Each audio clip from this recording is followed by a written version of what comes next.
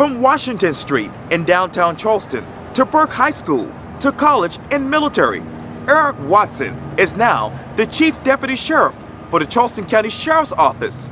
In this edition of Quintin's Close-Ups, I sit down with the Chief one-on-one. And be sure to download the free Quintin's Close-Ups app in your Apple or Google Play stores. Well, Eric, it is so good to see you. Hey, the pleasure's mine, Quintin. I appreciate this. You know, I want to take it back to 2014. The Post-Inquiry did a feature story on you. Right. And at the time, you said this quote, "I believe you need to be well-rounded. I'm always looking to advance. That's how I was raised, setting goals for myself." Looking to advance. Here you are. You're the Chief Deputy Sheriff, Eric Watson. Right. How does that feel in your mind? Well, it's still setting in with me. I've started in law enforcement 24 years ago. And I was raised downtown Charleston in single parent household. And my mom always taught me, set goals for yourself in life. I have two brothers and a sister. And that's one thing we've always had our minds set on, regardless of what we do, professional-wise. And when I got in law enforcement, that has always been my goal to advance.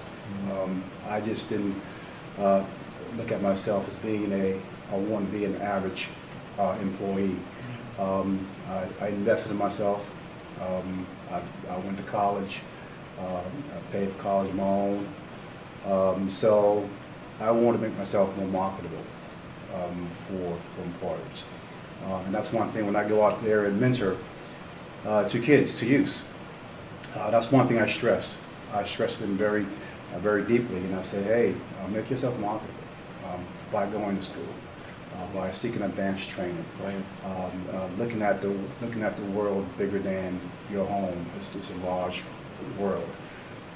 So you want to make yourself more marketable. When you carry yourself, it will take you a long way in life. And the Post-Inquiry article says this too. After serving 15 years in the reserves, Watson returned to school. He was adamant about getting his degree.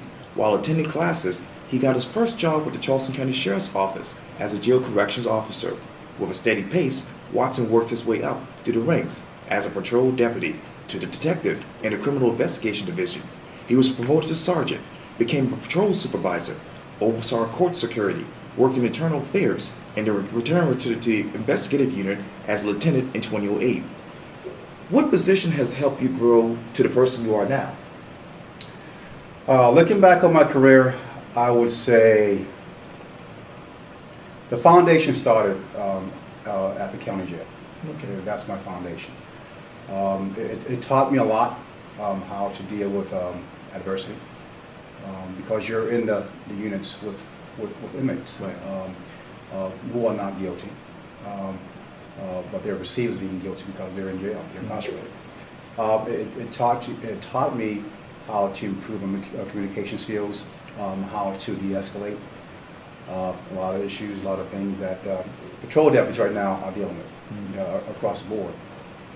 So that, beginning back in '94 when I started my career as a detention deputy, that foundation, being able to communicate with inmates, co-workers, de-escalating situations, that was my foundation. And looking back on the middle part of my career, I was in investigations, played a crucial role in my full understanding of law enforcement. Sure. My stint in internal affairs helped me understand policy procedures. Right just before I got promoted, I was a spokesperson for the sheriff's office, and that was a challenge. I must admit, I had to make it work for me. I grew into it. I learned to love it because I was never one who enjoyed, being on TV. I will tell you that right now. Unlike me. Yeah, I was never that guy. I was more of a quiet guy, more private person. So that kind of brought me out of my shell a little bit, and my personality began to show a great deal. So that understanding the community a lot, that is how I grew into the person I am now. You talk about the community. What is it like for the law enforcement to interact with the community these days? It's very important. I tell you what, since the Walter Scott shooting, and even before then, particularly in minority communities, Hispanic communities, there's a trust issue. I'll go back to my childhood days, okay, on the east side of Charleston. When I communicate with youth, I speak to groups, and I would tell them, hey, if you asked me 25 or 30 years ago, did I see myself being a cop? I'd put a laugh in your face and said no. This is the reason why. Because 95% of my interaction with law enforcement back then was negative. 95% of my interaction, my friends' interaction with law enforcement was negative. So it's natural for a person, for youth, inner city kids, to feel that way towards law enforcement officers. I think I bring a unique understanding to law enforcement because growing up in inner city, you understand where they're coming from that perspective. And you also see the side of law enforcement. So building that trust, first you have to understand your community. That's very important. When you think about community policing in general, number one, you have to understand the community that you're serving. Understand what's clicking inside your community. You have to build trust by getting them involved in some processes, like policy issues. We have a shooting incident. You want to be as transparent as humanly possible. That will help build that bridge of trust between law enforcement and the community. You talk about the east side and growing up downtown. I want to take you back to 18A Washington Street. Wow. What was it like for you to grow up there? Hey, before 18A Washington Street was 17A Washington, Wow. Marsh Street, which is right. You have to throw a brick and hit that property. Right. Look, that community was very close. We had a lot of issues there. We have drugs. We have poverty. We have people that was not well off. We all had to survive back then by sticking together. Sure. Back then, you act up. Your neighbor saw you acting up. Back then, they had permission to spank you. Back then. That's one for my mom. If you act up, act a fool. My mom gave her friends permission to spank me, my brothers and my sister. Back then, I was required to be in the house before the streetlights came on. Right. School played a very important role in my life. My mom not only raised my two brothers and myself, but she also raised a younger sister and a younger brother on the projects right there. And we have a two-bedroom apartment. So we had a lot of good times, under circumstances. Mom made it work. She was an anchor, the core of the family. I have a lot of close friends who I, to this day, are close friends with. On occasion, we'll go and hang out on occasion. That helps me stay humble. I can never forget where I came from. That's just a fact. Those who really know me know that's who I am. So I see a guy who I grew up with downtown. I'll sit and talk with him and chill with him and exchange numbers. If I can help you out, give me a call. While working at the jail, I've seen a lot of friends came through the system. A lot of friends who I went to school, who I grew up with, came through the system. And if I can help them out, as far as directing them in the right path, I've done that. I've had friends who've gotten killed. I have friends who've OD'd on drugs. So that's an environment I grew up in. So as I got older, and being in environments, hanging out with my friends, I knew it was a whole lot more to life. I wanted a whole lot more for myself. So that's when I just went off to college, in the military, and I wanted to make a change. I'll tell you what kind of directed me into law enforcement profession, a confrontation with a law enforcement officer. that's what made me sit back and evaluate, number one, myself, and also evaluate the system too as well. And I know if I wanted to change the system, I first have to understand it, working within it, and fix those things I see that's broken in the system. So that was my ultimate goal, reason for becoming a law enforcement officer. You talk about school, and you and I actually have a lot in common. I still live downtown, off Columbus Street. Yeah. I went to Burke High School, class of 2004. You graduated from Burke. You were Mr. Senior. Talk to me about Eric Watson as a student there. I'm gonna tell you, Quintin, that was the best years of my life, Burke High School. I played football, but even back then, if you ask my friends who I went to school with, I wasn't that guy or that student out there where your classmates surround you, and no, I was standoffish. I was a small group of friends, played football, ran track, and so when I was voted Mr. Senior, by the way, I got to also tell you something else was most attractive too.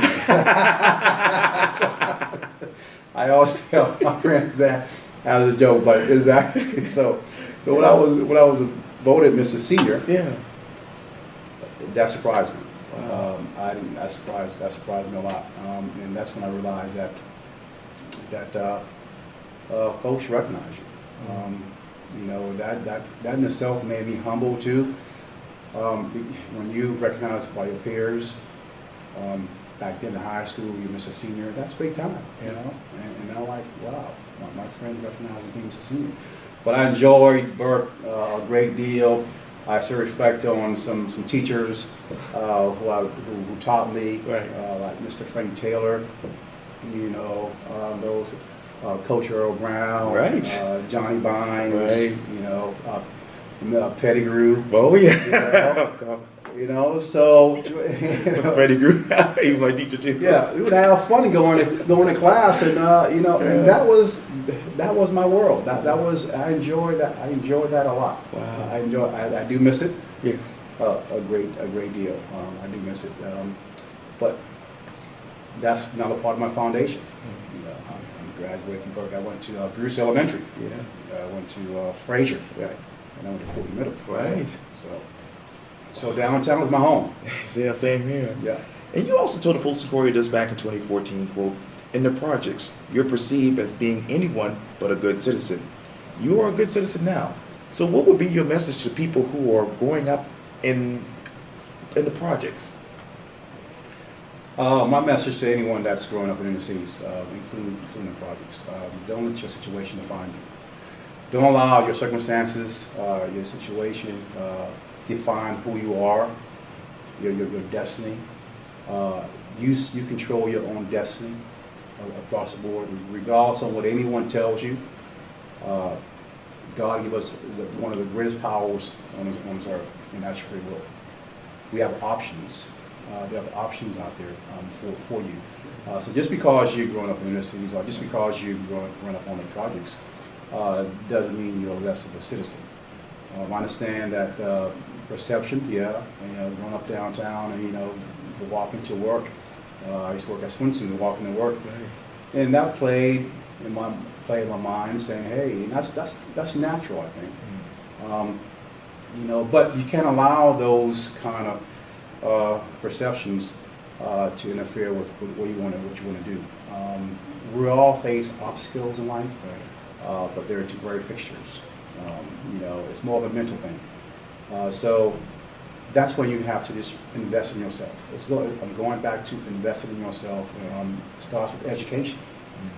Education is a strong tool. If you want to change the world, education is the key.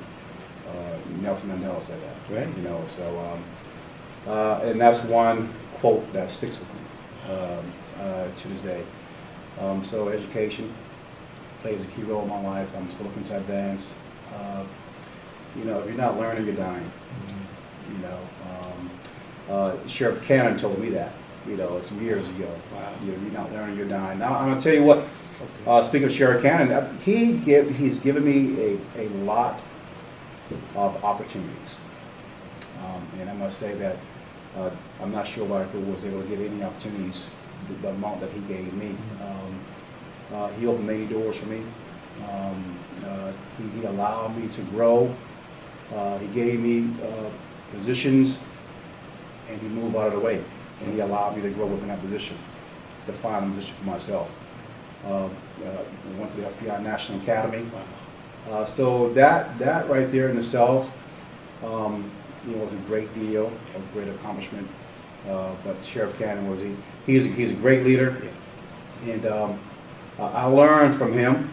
24 years here with him. I told him just recently. I said, hey, you may not look at it this way, but I was raised here in the organization. You helped raise me. Right. So he started smiling with that. I said, no, it's the truth. You actually helped raise me. Wow. I started working when I was 22 years old. I was a young guy. Oh my. Well, Chief Deputy Sheriff Eric Watson, thank you so much for your time. I really appreciate this. No, I think you had a good time, man. Likewise.